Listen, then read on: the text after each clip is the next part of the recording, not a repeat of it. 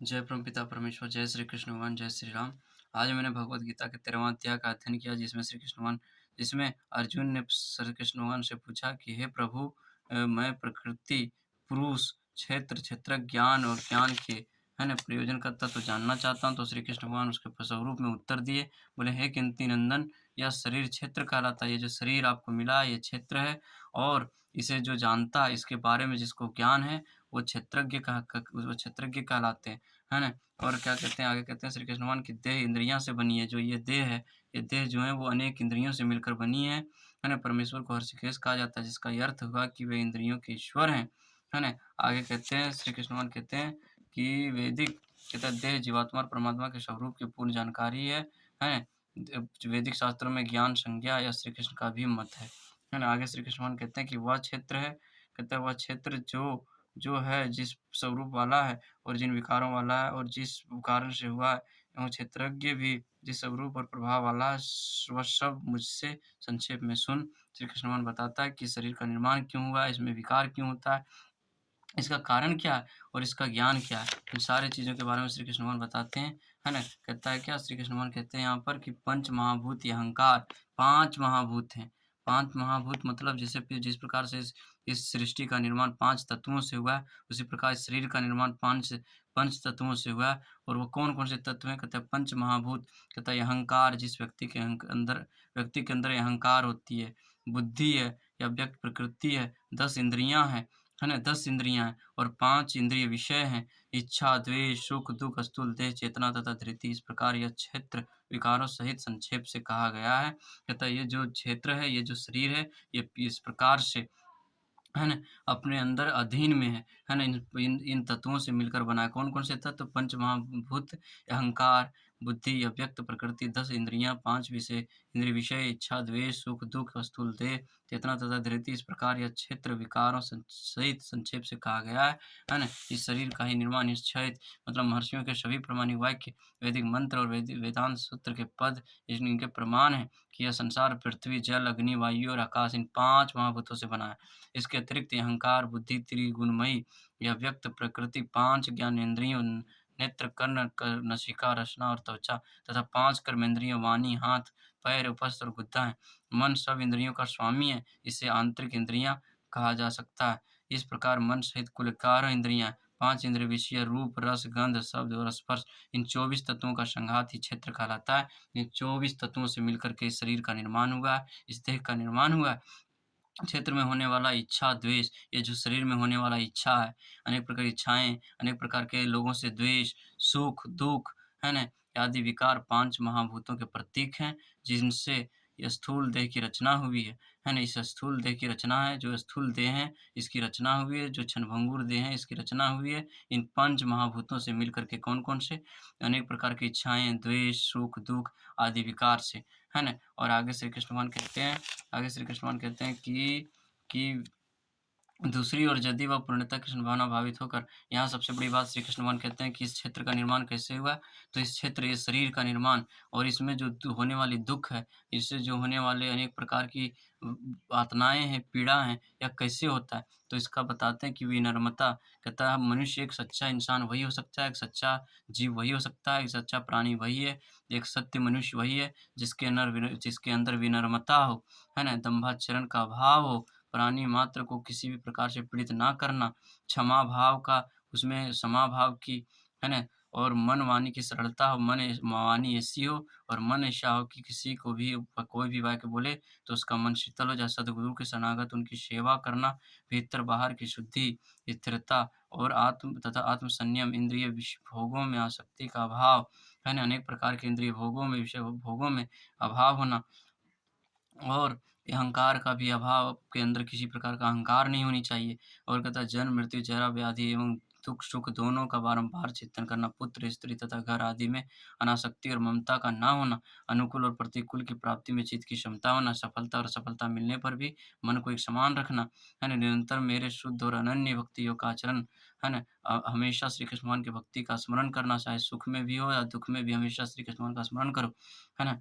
और क्या कहते हैं कि एकांतवास कभी-कभी अकेला भी रहकर जीवन को व्यतीत करना चाहिए। विषयी जन समुदाय में प्रीति का अभाव, है ना? इन सारे जो विषयी समाज है, जो अपने से मतलब रखता है इनसे, है ना? इन सभी को नित्य मानना चाहिए। और कहता है प्रीति का भाव होनी चाहिए, इनसे कभी भी कोई प्रकार की प्रेम नहीं होनी चाहिए। सर्व साक्षात्कार में नित्य दृढ़ निष्ठा तथा अपने स्वरूप को जानने के लिए, अपने परतत्व को जानने के लिए उसमें पूर्ण दृढ़ निष्ठा होनी चाहिए। ब्रह्म सत्य का दार्शनिक अन्वेषण, इस सब को मैं ज्ञानी घोषित करता हूँ, इससे विरुद्ध जो कुछ भी है सब अज्ञान है। कहता है जो व्यक्ति इन सारी चीज़ों से युक्त है, वही पूर्ण रूप से ज्ञानी है। इसके अतिरिक्त जो कुछ भी मनोधर्मी है, वह अज्ञानी है, चाहे आप किसी भी प्रकार का अध्ययन क्यों ना कर लो, परंतु यह सत्य नहीं है। तथा दूसरी ओर यदि वह पूर्णतः कृष्ण भावनाभावित होकर भगवत सेवा का प्राण हो जाए, तो ये सभी गुण उनमें उसमें स्वतः उदित हो जाएँगे। कहता है जो पूर्ण रूप से श्री कृष्ण भगवान की भक्ति में निष्ठ हो जाएगा, उसके अंदर ये सारे गुण जो बताया गया है, सारे गुण अपने आप उसके अंदर आ जाएँगे, है ना? आगे कहता है अध्यात्म बुद्धि के कारण हम दूसरों से सम्मान प्राप्ति के लिए बड़े आतुर रहते हैं, है ना? इस देहात्म की बुद्धि में लीन हो जाने के कारण हम ये सोचते हैं कि हमको दूसरा सम्मान दे, है ना? सम्मान दे, कहता है क्या कि आतुर रहते हैं, किंतु देश भिन्न अपने स्वरूप को पूर्ण रूप से जानने वाले की दृष्टि में देश से संबंधित मान-अपमान निरर्थक है ना? जो व्यक्ति यह समझ चुका है कि यह शरीर क्षणभंगुर है, यहाँ मिलने वाले सम्मान, मान-अपमान सब क्षणभंगुर हैं, तो वह व्यक्ति कभी भी इस चीज़ के लिए हर्ष या शोक नहीं करता। इस विषय मरीचिका के लिए लालायित रहना योग्य नहीं है ना? जो व्यक्ति इसके लिए हमेशा लालायित रहता है कि मुझे उच्च पद की प्राप्ति हो जाए, मुझे सम्मान मिले, मुझे लोग इज़्ज़त करें, ये सब आपका एक निरर्थक, एक आपका एक माया है। जो इस माया से निकल चुका है ना, वह व्यक्ति कभी मान, अपमान, सम्मान, सुख-दुःख को नहीं सहन करता अपने जीवन में, महसूस नहीं करता। आगे कहता है, उपरोक्त दोनों का अंतःकरण में कितना विकास हुआ है, इस आत्मपरीक्षण से परमार्थिक उन्नति को जाँचा जा सकता है कि इन सभी चीज़ों में, इन चीज़ों का आपके अंदर अगर संचार हो गया, तो आप पूर्ण ज्ञानी हैं, इसको चखा जा सकता है। अहिंसा का मतलब ये नहीं है कि किसी जीव की हत्या करना, अहिंसा का मतलब ये है कि आपके द्वारा किसी भी जीव-जंतु को किसी भी प्रकार से कष्ट और पीड़ा नहीं होनी चाहिए और आगे कहते हैं कि देहात्म बुद्धि के अज्ञान में कहता क्या कि सामान्यतः हिंसा का तात्पर्य देह का वध अथवा नाश ना करने के सीमित अर्थ में समझा जाता है, परंतु वास्तव में अहिंसा का अर्थ किसी भी जीव को किसी भी प्रकार से पीड़ित ना करना है। देहात्म बुद्धि के अज्ञान में बंधा महान समाज नित्य निरंतर सांसारिक दुखों को भोगता रहता है ना? जो देहात्म बुद्धि में लीन है, जो इस देह को अपना स्वरूप मानता है, वह हमेशा सुख-दुःख में लीन है ना? कहता है शांति का तात्पर्य है कि दूसरों के तिरस्कार और अपमान को सहने का अभ्यास करें, अध्या जो अध्यात्म ज्ञान का सेवन करता है, उसे दूसरों से प्रायः अपमानित होना पड़ता है ना? कहता है क्या कि जो व्यक्ति पूर्ण रूप से भगवान की भक्ति में निष्ठ है, उस व्यक्ति को, है ना, तिरस्कार, मान-अपमान सब एक समान लगने लगता है, उसे कोई भी चीज़ अनर्थकारी नहीं लगता। आगे श्री कृष्ण भगवान कहते हैं आगे श्री कृष्ण भगवान कहते हैं कि इसके लिए पूर्ण रूप से आपको श्री कृष्ण भगवान का हरे कीर्तन करना चाहिए। श्री कृष्ण भगवान का कृष्ण हर हमेशा उसका भक्ति करनी चाहिए, उसका मंत्र का जाप करनी चाहिए, है ना? उसके लिए प्रसाद बनानी चाहिए, है ना? तो वही कहता है कि क्या कहते हैं कि परमार्थिक साधना के लिए शौच अर्थात बाहर-भीतर की शुद्धि आवश्यक है ना? सिर्फ़ शरीर को नहाने से, स्नान करने से, शुद्ध करने से नहीं होगा, मन के हृदय को भी शुद्ध करना होगा और परंतु भीतर की शुद्धि के लिए नित्य श्री कृष्ण का चिंतन और हरे कृष्ण महामंत्र का करना चाहिए। है ना? कहता है क्या कि आप बाहर के शरीर को जिस प्रकार साफ करने के लिए स्नान करते हैं, है ना? शुद्ध करने के लिए स्नान करते हैं, उसी भाँति हृदय को शुद्ध करने के लिए हमेशा श्री कृष्ण भगवान का महामंत्र का उच्चारण करना चाहिए। हरे कृष्ण, कृष्ण कृष्ण हरे हरे, हरे राम, राम राम राम हरे हरे। इस महामंत्र करने से आपके हृदय अति शुद्ध हो जाते हैं। इस साधक के द्वारा पूर्व कर्म रूपी मल से चित्त का मार्जन हो जाता है। आपने पूर्व कर्मों में जितने पाप किए हैं, वह सभी धुल जाते हैं। भगवत प्राप्ति के दृढ़ निश्चय का नाम स्थैर्यम् अथवा स्थिर भाव है, जो भगवान की भक्ति में पूर्ण रूप से दृढ़ निश्चय है ना? आसक्त है, उसके भक्ति में लीन है, वही स्थिर भाव है, उसकी मति स्थिर है, पारमार्थिक उन्नति के अनुकूल ना हो, है ना? कहता पदार्थों कहता क्या कि निष्ठा के बिना कहता क्या कि इस निष्ठा के बिना अर्थार्थ भक्त प्रगति नहीं हो सकती। बिना भगवान की भक्ति के बिना आप कभी सफल नहीं हो सकते। आत्मविग्रह का भाव यह है कि ऐसा कोई पदार्थ ग्रहण ना करें, जो भगवत प्राप्ति के पथ में उन्नति के प्रतिकूल हो। इसका अभ्यस्त होकर उन सभी प्राणी पदार्थों को त्याग देना चाहिए, उन सभी जीवों को भी त्याग देना चाहिए, उन सभी प्राणी को भी त्याग देना चाहिए, जो पापों में युक्त हैं, है ना? कहता है क्या? कहता है जो परमार्थिक उन्नति के अनुकूल हों, यही सच्ची त्याग वृत्ति है। प्रबल इंद्रियाँ सदा विषय भोग के लिए ललायत रहता है, अनेक प्रकार विषय वासनाओं में लिप्त रहते हैं। वो इनकी आवश्यकता माँगों को पूर्ण करना उचित नहीं। इंद्रियों की उतनी ही तृप्ति करनी चाहिए जितना भगवत प्राप्ति के पद में उन्नति के लिए देह को स्वस्थ रखने के लिए आवश्यक है ना? इंद्रिय तृप्ति आप जितना करोगे उतना और करने की इच्छाएँ उत्पन्न होंगी। उसको इतना ही करनी चाहिए जितना भगवान की प्राप्ति में सुगम हो। यदि इस एक एक इंद्रिय का निग्रह हो जाए, तो अन्य सब इंद्रियों का संयम सुगमता से हो सकता है। रसना के 2 कार्य हैं, रस ग्रहण और बोलना। अतः विषय नियमित रूप से निरंतर कृष्ण प्रसाद ग्रहण और हरे कृष्ण महामंत्र में तत्पर रखना चाहिए। आगे श्री कृष्ण भगवान कहते हैं कि यह गंभीरतापूर्वक समझ लेना आवश्यक है कि संसार में जन्म होना परम दुःखमय है। कहता है संसार में आना ही सबसे बड़ा दुःख का कारण है और अगर इस दुःख से निवारण चाहते हो तो भगवान की भक्ति कर लो भाई और हमेशा भगवान की भक्ति में निष्ठ होकर सत्कर्मों में प्रवृत्त होकर के और किसी से बिना ईर्ष्या द्वेष के जीवन जी करके मोह माया से मुक्त होकर के संसार में आ करके जो है ना भगवान की भक्ति करके आप इस संसार में दोबारा नहीं आ सकते, नहीं तो इस संसार में जितनी बार आपका जन्म होगा, आप दुःख में ही बंधेंगे। यही कहता है कि यह गंभीरतापूर्वक समझ लेना चाहिए कि संसार में जन्म होना परम दुःख की बात है ना? मातृगर्भ के भीषण दुःख को भूल जाने के कारण ही जब हम माँ के गर्भ में रहते हैं, तो उसमें जितनी दुःख होती है, पीड़ाएँ होती हैं, उस चीज़ को भूल जाने के कारण ही है ना? मुक्ति के लिए कोई साधन नहीं करते जब हम इसी बात को भूल जाते हैं कि कितना कष्ट हुआ था, इसलिए हम साधन में लीन नहीं होते। जन्म की भाँति मृत्यु काल में भी बहुत सी यंत्रणाएँ भोगनी पड़ती है। जब जन्म जिस वक़्त जन्म लेने समय जिस प्रकार से दुःख होती है, उसी भाँति है ना, जब आपकी मृत्यु हो जाती है, तो उस वक़्त भी आपको अनेक प्रकार के दुःख का भोगना पड़ता है ना? यंत्रणाएँ भोगनी पड़ती है, जिनका प्रामाणिक शास्त्रों में उल्लेख है ना? कहता है जिस प्रकार से जन्म लेते वक़्त जितना दुःख होता है, उतनी वक़्त दुःख है ना? उतना ही यंत्रणाएँ, उतना ही पीड़ा, कष्ट आपकी मृत्यु के समय भी होती है। इसलिए इस जीवन को पूर्ण रूप से सत्कर्मों में लगाओ दोस्त, नहीं तो फिर ज़िंदगी भर आप कभी कुछ नहीं कर प्राप्त कर पाएँगे। इसके लिए 4 साधनों की अपेक्षा है। हरे कृष्ण, कृष्ण कृष्ण हरे हरे, हरे राम, राम राम हरे हरे महामंत्र का कीर्तन करना चाहिए रोज़ को। कृष्ण प्रसाद सेवन करें, श्रीमद् भागवत और भगवद गीता की वार्ता करना और मूर्ति पूजा करना, है ना? भगवान का ही हमेशा क्या करना? चर्चा करना और भगवान की मूर्ति का पूजा करना। इन 4 साधनों को करने वाला पूर्ण सुखी हो जाता है। जो इन 4 साधनों को करता है अपने जीवन में, वो अपने जीवन से परमार्थिक प्राप्त कर लेता है, वह पूर्ण सुखी है ना?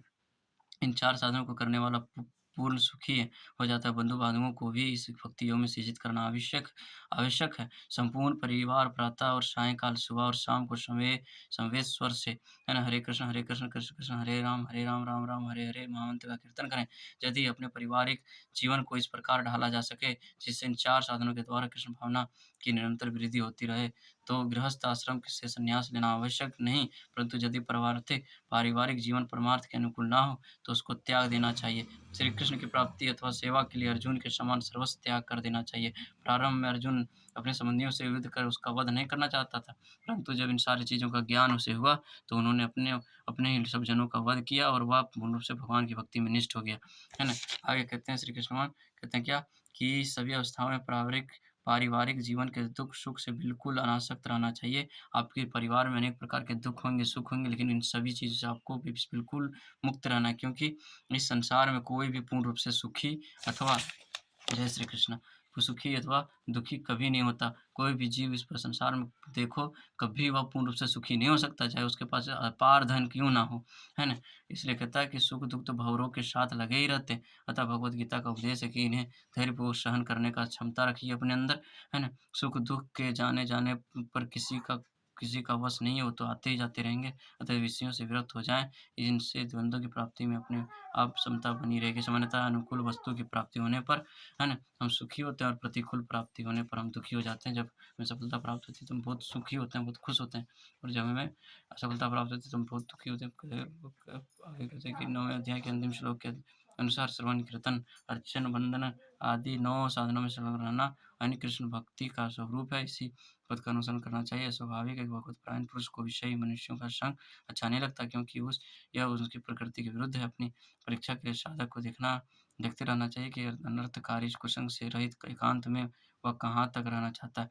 भक्त स्वभावतः अनावश्यक खेलों में जो भगवान की भक्ति में निष्ठ हैं, वह व्यक्ति कभी भी अनावश्यक खेलों में, अनावश्यक चलचित्र जो गंदे-गंदे चित्रों को देखने में, गंदे खेल खेलने में और सामाजिक उत्सवों में प्रीति नहीं रखता। जिस समाज में जब समाज में उत्सव होते हैं, अनेक प्रकार के उत्सव किए जाते हैं, आयोजन किए जाते हैं, लेकिन उस उत्सव में अगर श्री कृष्ण भगवान की भक्ति ना की जाए, तो उस उत्सव में शामिल होना अनुचित है, अपने समय का अपव्यय करना है ना? कहता है सामाजिक उत्सवों में प्रीति नहीं रखता, है ना? कहता है जो भगवान की भक्ति है भक्त हैं, वो कहता है भक्त स्वभावतः अनावश्यक खेलों, चलचित्रों और सामाजिक उत्सवों में प्रवृत्ति नहीं रखता।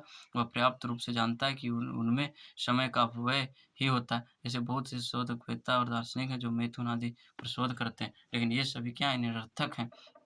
भक्ति का तात्पर्य परमात्मा और जीवात्मा के पारंपरिक संबंध से कम भक्ति योग में तो परमात्मा और जीवात्मा एक नहीं हो सकते, उसमें तो भेद रहती है ये, है ना? आगे कहते हैं कि परम सत्य के तत्व जानते हैं कि उनकी अनुभूति ब्रह्मा, परमात्मा और भगवान इन 3 स्वरूपों में होती है ना? भगवान परम सत्य की अनुभूति के शिखर हैं, अतः श्री भगवान के तत्व को समझकर उनकी भक्ति के परायण हो जाना चाहिए। ज्ञान की पूर्णता इसी में है, इसी से आप पूर्ण ज्ञानी हो सकते हैं। आगे श्री कृष्ण भगवान कहते हैं कि अपने को श्री भगवान भगवान के अधीन जानकर सदा विनम्र रहना चाहिए कि हम कुछ भी काम करते हैं वह भगवान के अधीन में ही होती है। हमें भगवान के अधीन ही रहकर हमेशा अपने जीवन को जीना चाहिए। श्री भगवान से द्रोह करने के कारणवश ही जीव माया के अधीन हुआ। इस सत्य को दृढ़ विश्वास सहित वे स्वीकार कर लेना चाहिए, धारण करना चाहिए कि बड़ा ईश्वर से अधिक कुछ नहीं है, ईश्वर से सत्य कुछ नहीं है और ईश्वर ही सब कारणों के परम कारण है और इसके अलावा कोई जीव अपने जीवन में सफल नहीं हो सकता। इसलिए श्री कृष्ण भगवान को आश्रय ज़रूर लें। जय परमपिता परमेश्वर, जय श्री कृष्ण भगवान जय श्री कृष्ण। आपका जीवन मंगलमय हो, शुभ हो। मैं भगवान से यही कृपा करूँगा कि आप भी भक्ति में निष्ठ हो जाएँ और वह सारे पाप कर्मों को छोड़ दें। जय श्री कृष्ण। आप अपने जीवन में अति सफल हों। जय श्री कृष्ण, जय श्री राम, जय बजरंग।